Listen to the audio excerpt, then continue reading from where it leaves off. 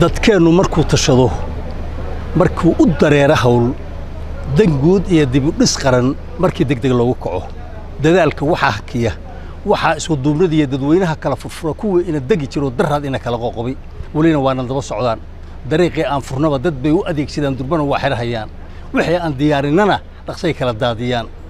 dantoodana waa ognahay wixii dambi naga galana ilaah baa deeyahay annagu soo darajo iyo rabbigay deeqina ma siin maxaa dadkayga ku dhacay maxaa dulmi lagu saladay maxaa darxumadana baday dabeecadaha aan qariban diiwaankeenii bedelay dalkeennana laga aqoon docday naga soo galeen mar kale aan u daadagnaye u soo gudub degeladiyo daraasaadka iyo waqtiga duug iyo taariikhda eeg dudada Soomaaliyeed waligeed dib u socotay iyo daciifnimo lagu xaman dagaal hadday dhacaan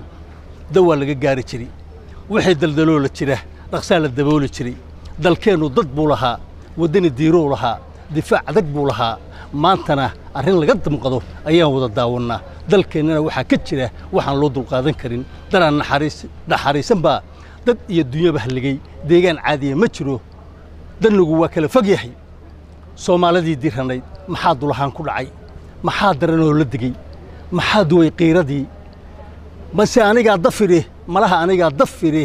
arrimo iga daahano bilaash u durdurunayee dulkaan qinna iyo dadku ma baahan dadkii sibay u dalagan yihiin sibay u dayacan yihiin waxba dusha uga habsaday dareenkii baa ka maqan dadnimadii baa bedelan dadaalkii baa xaniman dulqaadkii baa nasaqan xornimadii baa dayacan midnimadii baa dabaqan nidaamkii baa la diin dalkii baa fara ka baxay dadkii baa wada dalcay gobolba darajo la yimid deegaan walba dawlad noqoy degmaba madaxweyne gaar ayay daba taagan tahay duqii loo cilaamayana dadkaba asaga u weyn baarlamaankii waa u diyaar wasiirada dacal fadhiya intii dawladu lahayd ayuu daadinhayaa wixii dacal gaara iyo doc iyo maamulo degaan